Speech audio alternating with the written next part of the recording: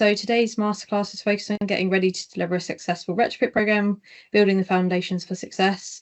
The focus is on the social housing fund, but to be honest, it's quite scheme agnostic and could be used for any project and retrofit scheme that you're delivering. So today's agenda kind of runs through foundations to delivery plans and kind of setting your project up for success, looking at developing those robust delivery plans, best practices for procurement, contract management, the strategies for setting clear expectations and avoiding common pitfalls when it comes to contractor management, fostering strong collaborative relationships with contractors, so making sure it's that kind of two-way partnership. And then we've got a summary and some key resources as well, and Sophia will be sharing some polls for feedback throughout as well. So yeah, starting with kind of developing a robust delivery plan. So a delivery plan is basically just a strategic document that outlines how a project or work will be executed and delivered. It acts as a roadmap that guides a project from inception to completion. And it's important to put together a delivery plan for your retrofit project. So your strategic leadership team have got oversight of what's going on and what kind of the expected outputs of the project are. Obviously, aiming towards meeting your net zero goals, which might be 2050 or it might be brought further forward than that. Utilising funding, kind of maximising any grant that you have got for your projects. That's the kind of idea of a delivery plan, is to set out those milestones, tasks, and by following it, you know that you're going to commit and spend all your funding. But also, importantly, that supply chain management. So having that really strong oversight of supply chain, but that really good partnership working that works for both you and your contractors. Retrofit projects present kind of unique challenges, especially compared to when you're looking at new build developments. They require careful planning and strong partnerships with contractors who understand the complexities of working with existing buildings. So this context and challenge is taken from an article around London's retrofit revolution, what's going wrong. So these are just some of the figures pulled out of that. So London is retrofitting its home 10 times slower than needed to hit net zero by 2030. 42% exceed initial budgets by more than 20%. So that's probably something you've seen quite often, particularly where programs are a couple of years long. Obviously, you've got to factor in things like inflation, contingency. So you can't just kind of have a static budget when you're looking at it. It needs to take into account lots and lots of different facts and figures. 73% of project managers cite poor data for creating significant gaps between planned and necessary retrofit measures. This is something we hear quite a lot from both grant recipients and the supply chain as well. Supply chain are often kind of given poor data, which they then have to price works off, but also start carrying out surveys from. You then find that actually the data on the homes is completely incorrect. Things need to be redone, which lengthens out kind of program times, costs, and kind of just that poor quality, which can be detrimental at the start of your project and cause a downfall early on. Main causes are inadequate planning, ambiguous scope definition, disconnected stakeholders, and reactive problem solving. Some of the kind of key issues, lessons learned, I suppose we've seen around kind of managing budgets poorly, so poor financial planning, contractors misaligning costs to win work, so that won't be something you've seen through frameworks. So really doing your homework and checking on those costs, again making sure when the programme lasts a few years, like the SHF is, that they are factoring in inflation every year, contingencies for unforeseen repairs or major works that need doing to the property before you can actually complete the retrofit works. And also just kind of the kind of nature, which is where it's really useful to work with your finance teams to plan for that, as they'll be doing that across the kind of portfolio of works. Poor data, so as I said, incorrect desktop data, which can cause kind of all sorts of issues from incorrect pricing, incorrect measure selection, properties that actually are not even eligible, which then can obviously slow down your projects. It means you've got to start again with a lot of the data analysis. One of the ways to overcome that is actually doing proper site surveys, maybe doing your retrofit assessments early, doing new EPCs, particularly with the introduction of the new SAP 10. So making sure the data is kind of up to date and accurate as possibly can be. Something we see quite often is that retrofit assessments are still poor quality. There's a kind of lot of disparity between how they're being delivered, and we hear a lot that if the retrofit assessment is done poorly at the start, it can kind of cause the whole project to fall down. If the information is wrong, It's going to be wrong for the coordinator, the designer, the installer. There's lots of different parties who rely on that retrofit assessment to be correct. So if there's issues with it, make sure you have someone checking it, or maybe on a sample basis, and they go straight back to the assessor to correct any issues straight away. Scope changes, so unintended repairs, enabling works, lack of planning, resident issues and engagement. We see that quite a lot. You can't always foresee scope changes, so I suppose it's worth planning that into your project plan or a delivery plan to make sure you have a time frame allowed for kind of scope changes, particularly at the pre-planning stage, where you've got things like enabling works, you've got any kind of damp or mold remedial repair works, you've got lots of surveys, asbestos removals. There's so many things. I think we're going to do an advice pack and a masterclass actually in the future on that kind of that pre-planning stage, because there's so many things to think about: planning surveys, ecology surveys, like all these kind of things that could potentially happen. It's worth thinking about and then including them in your delivery plan as well. So that's just a bit of an intro. Moving on to how you actually develop a robust delivery plan. So this could be in the form of your project plan, and as long as it's kind of really detailed, includes graphics which cover a roadmap from inception to completion. So I mean, if you Google a delivery plan, there's some really good ones online, like very visual, but have all the kind of detail on there that everyone that can pick up. And one thing is kind of around succession. So we see quite a few issues with project managers like leaving the business or going on sick leave, or going on annual leave, someone coming in to cover, and they're really struggling to kind of pick up the processes and stuff of the project. So it's also a really useful way to kind of iron out everything they need to do, roles and responsibilities, so that anyone could just come into that organization, pick up the plan and know exactly where they need to be going from. So you want to break down the project into manageable phases, set realistic deadlines for each milestone, and define specific deliverables for each phase. You want to create a comprehensive timeline for the project. So you might use a project management tool. I can think of Prince2, but there's obviously lots of others, to track your progress and to adjust the schedules needed to accommodate changes. You want to identify the necessary resources for each phase, ensure resources are available when needed, and monitor resource usage to prevent over-allocation. So this is covering a phased approach to retrofit, and most successful retrofit projects will follow this 4-phase approach. Pretty standard, and it aligns with the requirements kind of under the scheme standards like PAS 2035 as well. So it begins with a thorough assessment to understand the building's current performance and identify opportunities. So that could cover things like your desktop data review, which is kind of at pre-bid phase. And also then building on that, you look at kind of stock condition surveys, EPC data, and ideally some retrofit assessments as well. As part of that assessment phase as well, you might get surveys done. You might start to think about some more technical surveys that you need doing as well. So anything that potentially, you might hold up your project, start thinking about that assessment phase stage. The design phase then translates these opportunities into technical specifications that meet regulatory requirements.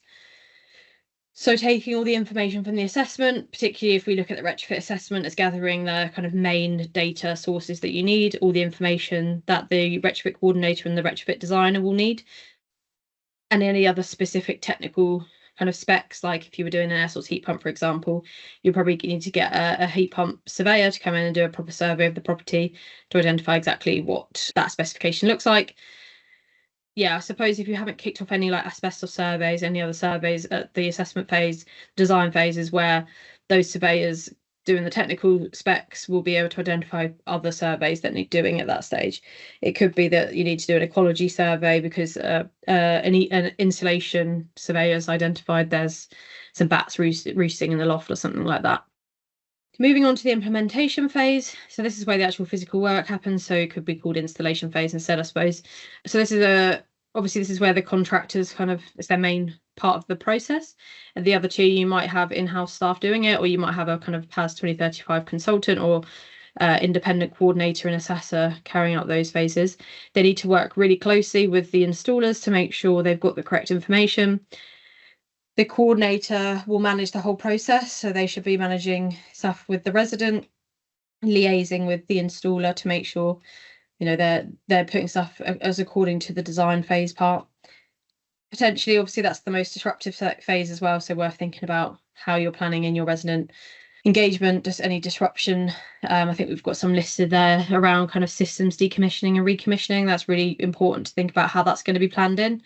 You can't leave residents without hot water, for example, for a long period of time. So it's important for the installers to plan that in, but also get that into your delivery plan.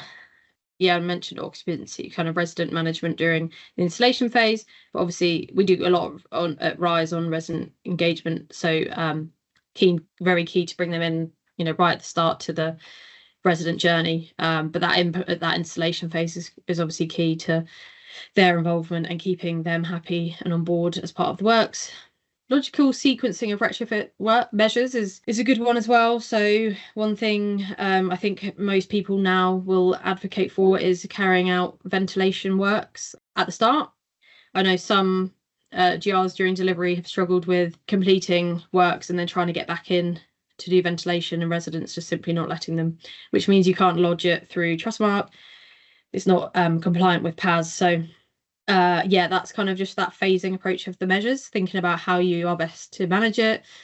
Another example would be kind of if you've got scaffolding up for your EWI, for example, that's a good opportunity to use the scaffolding costs to then put on PV on the roof as well. So rather than then different scaffolding company having to come and do works, it's just less disruption, and the resident will know what's going on a bit better. A lot of temporary service accommodations, a lot of that will come into the assessment phase. So where you identify things might need to be moved. Obviously, one of the common things with EWI is having to kind of sheath electricity cables or move meter boxes. So getting either the DNO or the energy provider to come in and support with that process. Identifying those early on, because they can take a while to get the DNO to come out to sort them out. If there's any temporary accommodation, actually potentially the resident, if they're doing major works, or if they've got potential vulnerabilities, which means they can't be in the house when the work's going on, that needs to be considered. And then so I think that stuff's around resident engagement, mock-up testing and validation before full-scale implementation. So that working through the residents so they know how it should look. The final phase is the verification phase, which confirms that the retrofit has achieved its goals before the final handover. I think best practice is actually doing all the kind of post-works documentation together. So getting the kind of post-install EPC, the retrofit coordinator handover, the installer handover, all to be done at a similar time, so that you can confirm that the house has achieved the goals that it was set out to, but also the resident and installers kind of all on the same wavelength and understanding of all the kind of new stuff that's gone into the property. So verification phase, but obviously you can change some of the wording of this, and potentially it will match the PAS 2035 kind of stages anyway. So there's a lot around resident engagement here for seamless delivery, which is obviously a massive support. As I said, we run lots of boot camps and sessions around resident engagement. It still comes up as a concern and an issue, so still something that's really high focus. Lessons learned is really useful to review between phases, particularly if we're kind of doing it through the challenge fund route, where you'll be putting through kind of mini projects into your scheme. So you can kind of learn for the next phase that you need to improve certain areas. And then contingency planning for unexpected discoveries. Plan that into your delivery plan, because it's going to happen. I don't think there's any projects that have actually avoided any changes or scope creep or anything.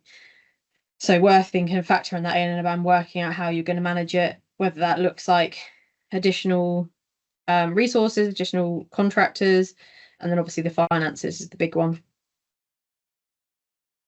So another really useful thing to develop as part of your delivery plan is the roles and responsibility matrix, or the RACI matrix. It's a project management tool which clarifies team roles and responsibilities across different tasks.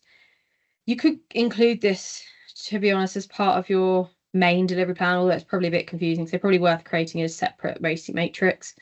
It clearly outlines the project goals and objectives. It ensures all stakeholders align with the project's vision, and it establishes measurable success criteria. So basically you would assign each of your project roles, including contractors, any kind of third-party organisations, installers, financial, legal support that you might have, and list out kind of all the different roles and work out who's got primary responsibility, but who's also involved with supporting role and needs to have input and oversight. Will also help you kind of plan out meetings and who needs to be involved in program meetings or weekly or daily calls, for example, and yeah, keeps everybody accountable for their own kind of tasks and actions as well. So just a list of components of an effective delivery plan. A good delivery plan consists of the following. So realistic timelines with critical path analysis and buffer periods. As I said, things like prelim works, contingency, likely to happen. So don't just kind of think that you can rush straight into the works unless you've got very, very good oversight of stock and things haven't changed in the meantime, which could be possible if you're maybe working on a smaller scale. But yeah, be realistic with timelines. Allow good buffer periods for things to change and go wrong. Clear project milestones and stage gate decision points, linking kind of milestones to what's in the guidance, but also your own kind of internal delivery project teams, milestones, and anything you've got to share with your kind of senior leadership team as well as updates to the program. Resource allocation strategies and capacity planning. Again, resourcing will probably be slightly separate to your main project plan, but really good to, before you even start, pull out a bit of a skills matrix to identify exactly who you've got in your team and maybe any gaps that you might have that you need to recruit for. And then also, yeah, that kind of resource allocation. So how much like FTE has each person got, and can you confirm that they have, working with kind of your HR teams, your senior leadership to ensure that they've got the capacity to deliver. Supply chain analysis and procurement lead times. So yeah, doing really early engagement or market analysis on your supply chain and factoring in a very decent lead time for procurement activities. And again, leaving probably a buffer for any overspill with procurement changes to kind of specifications because of poor data, which we discussed earlier. And I think just with the nature of the new Procurement Act, the lead times are taking a little bit longer, just with organisations' kind of policies. So probably a slight extension since the new Procurement Act came into place. So just worth thinking about those lead times. Or if you've got a procurement team, work with them closely to work out, what they work to. Because I know we used to work to kind of 6 weeks, which was pretty quick, but that was an individual thing. So work with your teams and those experienced with procurement to put in your own lead times. Risk management protocols and contingency planning. So obviously completing a risk register, keeping that updated. It's part of the SHF reporting anyway. You keep this as your own plan, and potentially when they come off the risk register for reporting purposes, you've still got a record on your own, whether they've been reduced down the risks or whether they've become issues. You can monitor that and then use it also for kind of lessons learned and future program management as well. Contingency planning can link to your kind of risk management in terms of your mitigations and stuff, so worth covering those off in that register. Quality assurance and verification framework, so how you'll handle that kind of handover process. Different organisations still seem to do it slightly differently, whether it is just kind of you're just getting it done as and when you have people available. I know some organisations try and get the coordinator, the installer, the EPC assessor there all in the same day to try and do that handover all in one go, and you can kind of factor that in. And as part of that quality assurance as well, the retrofit coordinator will have the role to sign all the works off and ensure they're happy, and you might have additional QA off the back of that. And then handover and post-completion evaluation processes, which I've kind of covered, but I suppose it could go on slightly longer term than that last day handover. Looking forward into evaluation, which you probably set out at the start of your program as to how you'll actually evaluate success of the project. Thinking about, so your project doesn't just finish when actually your KPIs are due to deliver. You've got a 6-12 month kind of review period of gathering customer feedback or satisfaction, but also potentially, monitoring EPC improvements, fuel bill savings, all those kind of good quantitative data sets that you can collect as well. So moving on to procurement and contract management best practices. I think we've focused a lot on procurement, so these just go over it in a very high level. But yeah, we've got lots of detail if you want to have a look on the RISE website about kind of effective procurement strategies. Hopefully most of you are at this stage or have moved past this stage already and you've got contractors on board, but useful just to keep thinking about it. And also procurement doesn't necessarily end at the start. You know, some people might have carried over contractors, therefore they've got to re-procure in a year or so, or some it's just about how you monitor those contracts going forward. So effective procurement for retrofit projects often means involving contractors early to benefit from their practical experience. Pre-qualification should prioritise previous retrofit experience, especially with similar archetypes. Value-based selection rather than simply choosing the lowest bid often leads to better outcomes, and I think that's generally accepted now, and you see a lot more tenders based around value rather than cost these days. Finally, clear scope definition from the start helps reduce costly variations later in the project. So yeah, I mean, data is a big one. We hear it a lot from supply chain that they'll get kind of a list of homes that they then start surveying and all the information is completely wrong, and it makes the whole process very hard for them, but it just lengthens out everything because it means there's a lot of back and forth then about pricing and kind of variations to the original contract. Those that are clearly set out at the start know exactly what they're planning on doing and the data's fairly accurate. Residents are on board, so actually they know that there's not going to be limited refusals. Those ones obviously will have more success, less variation will be needed. Yeah, early contractor involvement, so ideally some market research, and yeah, if you've worked with certain contractors before and you've been impressed, then definitely carry on that relationship, but also talking to other kind of local authorities, housing associations about how their relationships with contractors have gone, picking up on any positives and any recommendations is always useful learnings. You know, talked about retrofit experience and the value-based selection and the clear scope. So yeah, covered all of those things. So just a little bit on contract structures for retrofit projects. I'm not an expert on this, and I'd say, to be honest, go to your procurement team or maybe like framework providers to support with this. But yeah, essentially different contract structures suit different retrofit scenarios. And yeah, some of you might be starting to look at this. I think generally traditional contracts, they work well when the scope is clearly defined. So there's clear scope and fixed price.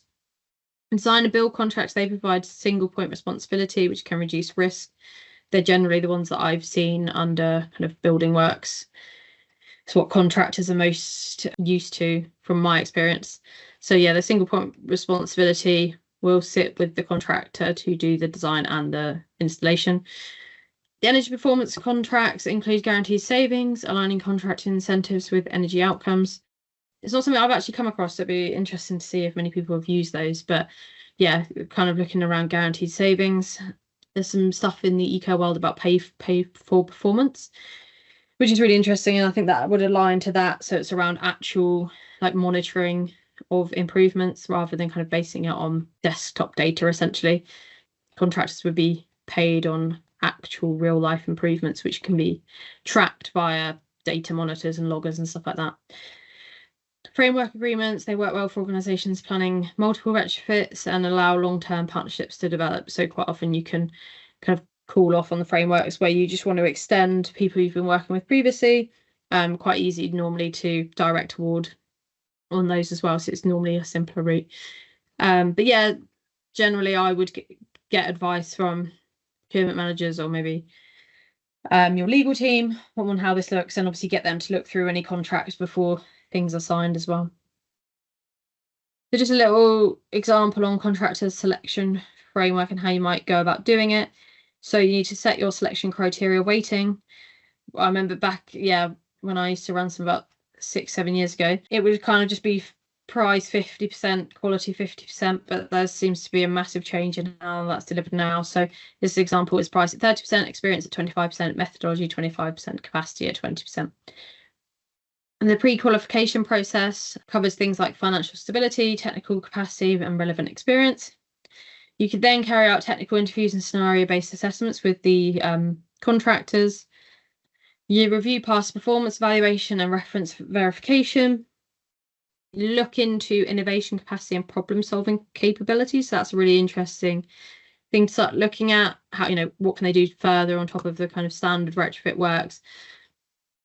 and like what examples have they got where they've used innovation to drive forward kind of capacity and capability and success of programs.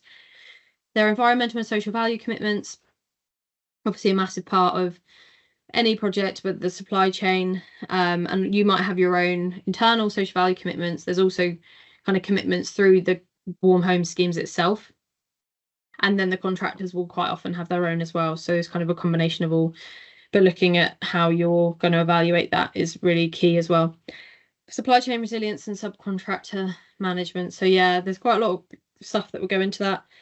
Looking at relevant previous experience, how they would, that kind of, that resilience building, how they would plan for any issues, looking at kind of annual turnovers, how long they've been in place for, maybe speaking to some of the senior management, speaking to others about what their experience is with them, how confident they are of using them. And then subcontractor management, if they are using that model, how they will manage that and how you'll still get information passed to you easily, like how the communication will still work effectively.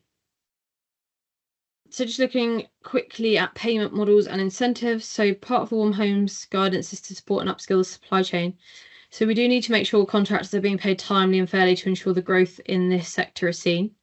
However, you can use a payment structure to guarantee quality and performance, ensuring these don't have a negative impact on any parties. So obviously you want to kind of make sure this works for all parties.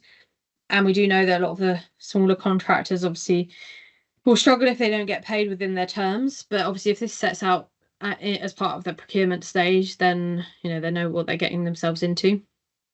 But looking at things like stage payments linked to milestones, retention provisions for quality assurance. So you might pay them kind of at certain stages and not until everything is 100% signed off, maybe even signed off with the Trustmark QA checks, that you will give them the kind of final payments.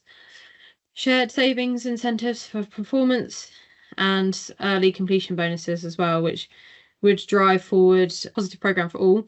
And also potentially, if you complete with the program quicker than you thought it was, there actually could potentially be other funding opportunities on the horizon which you can gather if you've been delivering well. So yeah, payment structure should align contractor incentives with project goals. Stage payments should link to milestones to ensure progress stays on track. Retention provisions are typically at 2.5% to 5%, and they protect against quality issues. Obviously, quality issues kind of was mentioned around EWI, IWI a couple of months ago. So still lots of checking and QAing going on of all retrofit measures. So definitely worth thinking about including that into your contract with your contractor about how that will be managed, so that if there are issues that come 3 months after everyone's left site, that you can still get them to go back to finish any work off. What's the incentive for them to go back if they've finished everything, have been paid? For energy retrofits, consider sharing savings incentives that reward contractors for exceeding performance targets. And early completion bonuses can be affected, especially for projects where minimising disruption is critical. So moving on to kind of contractor management best practices. So once contracts are signed, active management is essential. You want to hold regular progress reviews, comparing things like your actual against the planned progress. So looking at your KPIs, any other milestones and KPIs you might have internally. You want to establish formalised change control procedures that everyone understands before changes are needed. So it's that scope creep, which is likely to happen in a majority of projects, but how you manage it and come together and it's formalised. You want to ensure all correspondence and decisions are documented. So within kind of your delivery plan, you might have an actions log which you go through at every program meeting, capture any major decisions and then follow up on any actions as well. You want to create clear escalation pathways so issues don't kind of languish unresolved. Communication strategy with contractors is key to success. So again, that's worth developing at the start and working with contractors potentially to work out how they best communicate as well. Potentially bringing your comms team to support with that process also in terms of kind of how to manage effective communications. So moving on to the strategies for setting clear expectations and avoiding common pitfalls. So defining success criteria. Success criteria must be defined before work begins. For retrofits, these typically include specific energy performance targets, clear budget parameters, schedule constraints, especially for occupied buildings, quality standards for all installations, and metrics for occupant comfort. Having these documented and agreed by all parties creates clarity and reduces disputes. So yeah, probably in your kickoff meeting with your contractor and your whole project management team, you want to run through these main kind of success criteria so that everyone knows that what they're working towards. It also means you can monitor them and then share that with your senior leadership team, monitor it in a close manner, that any outputs or any final reports you're able to capture against those targets. These are just some examples of some common pitfalls and some effective mitigation strategies. So yeah, these success criteria kind of must be defined before work even begins. So as I said, in the kickoff meeting is the best time for this. You might want to bring it in earlier than that, to be honest. It's a kind of an internal discussion you then share with your external team as well. So yeah, some of the things we see are inadequate building surveys, unrealistic, inadequate commissioning time, occupant disruption performance expectations, and poor sequencing of work. So I think I mentioned all of these earlier, actually, so I won't go through them in any more detail. But yeah, common pitfalls include unrealistic schedules. So warning signs would be a compressed critical path.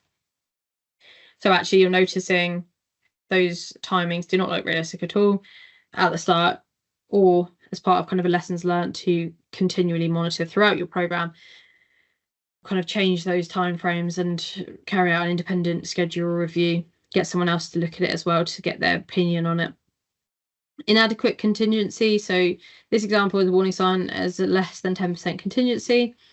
I suppose I think the figure we always used to advise was above 10%, but everyone's got different ways of calculating it. So as long as you've kind of thought about how you will calculate that contingency, it does depend on the quality of data, type of housing stock, maybe age of housing stock. So lots of factors that need to go into it, and every organisation will be slightly different.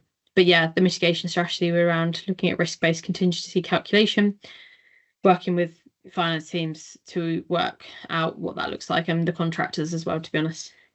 Poor stakeholder engagement, so late stage objections from residents mainly, I think that example would be. So as I said earlier, bringing the residents on board really early and mapping out that kind of resident journey throughout the programme. Things like I said, installing ventilation before the measures take place, knowing that they are likely to get more incentive out of the works being done afterwards. They're more likely to gain access to complete the retrofit measures than the ventilation. Yeah, so stakeholder mapping, maybe focusing on any particularly vulnerable customers, those that are on your housing management system. They are there's lots of flags around them being difficult to contact, difficult to manage, working with housing teams and other ones who know the resident well to support them in making sure the retrofit works can go ahead. Insufficient technical specifications, so numerous requests for information, RFIs, just delay and just cause unnecessary paperwork and pull on resourcing. So you could use a third-party technical review at that stage. Scope creep, warning signs would be frequent change requests. And the mitigation strategy is change impact assessment process. The last pitfall here is the communication breakdown. So information silos, maybe residents complaining to your call centre that they've not heard from the installer or the resident liaison officer and not had an update. Those kind of things you probably see commonly. That's around like a communication strategy, having those regular check-ins and workshops with the whole project team to ensure everyone's on the same comms strategy. So yeah, actually moving on to communication. So you want to develop a comprehensive communication framework, and failures are at the heart of many project problems. So you want to start with stakeholder mapping to understand who needs what information and when. You want to establish a regular reporting cadence that all parties commit to. Obviously, particularly with SHF reporting, there's a requirement. I think it's the 10th working day. So there's obviously an aim there which has to be met. So that kind of gives you, you could work backwards from that, knowing that all the other parties will need to communicate those by that point. use multiple communication channels for different types of information, and create feedback loops that allow for continuous improvement throughout the project lifecycle. So structured meeting hierarchy will be broken down by strategic, where you have monthly high-level oversight updates, and you might bring in your senior leadership teams occasionally to those just to give them an update. Tactical, which your weekly progress tracking and issue resolution. Yeah, generally your installers would kind of be on that call. I think a weekly. But yeah, I think a weekly is a good enough cadence. Obviously, you then fall into daily potentially when you're at the kind of installation phase, where there's lots of things that could go wrong, lots of kind of intricate parts to it. So you need to be having that kind of daily comms with those on site. The resident potentially needs the support from like an RLO to deal with any kind of coordination and immediate problem solving that's required. So fostering strong collaboration, collaborative relationships with contractors. So looking at kind of the traditional approaches or around how you manage that relationship with contractors. So you've got the transactional approach, which is very much focused on contract terms and enforcement. So win-lose mentality. There's limited time for knowledge sharing, and it's very much reactive problem resolution. So this is probably kind of where you could put in a minimal amount, but actually it means your project could fully fall down.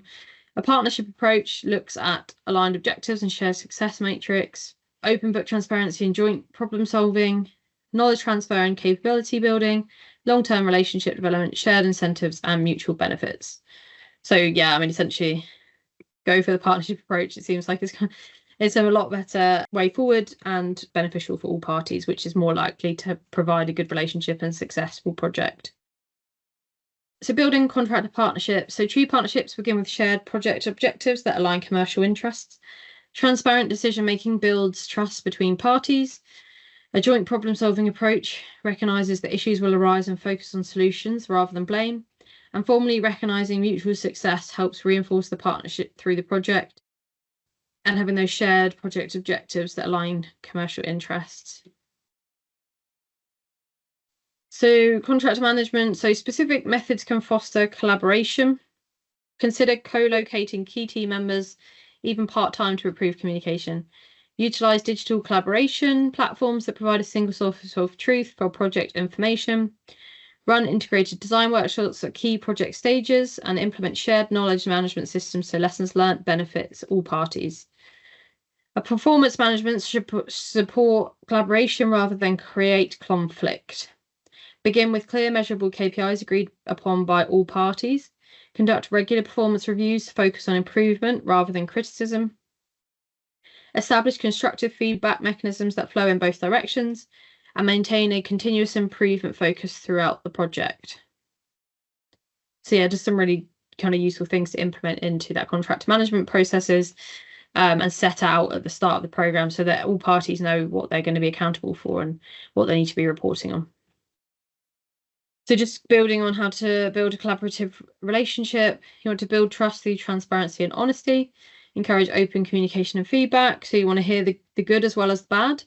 You know, you want that open and honest feedback, and you want to be able to make installers feel like they can be comfortable with that. You recognise and reward good performance, resolve conflicts amicably. So how to resolve conflict. So even the best partnerships, conflicts arise, and they should do. Like, you should be able to feel like even if you've got a really good relationship with a contractor, that, you know, you can raise issues or potential conflicts. They will arise, and you feel comfortable in raising them with those partners. Early identification of issues does prevent escalation. Nip them in the bud, I think, is the saying, before, you know, they become an actual issue, potentially at the risk stage, which is why you develop a robust risk register and mitigation strategy.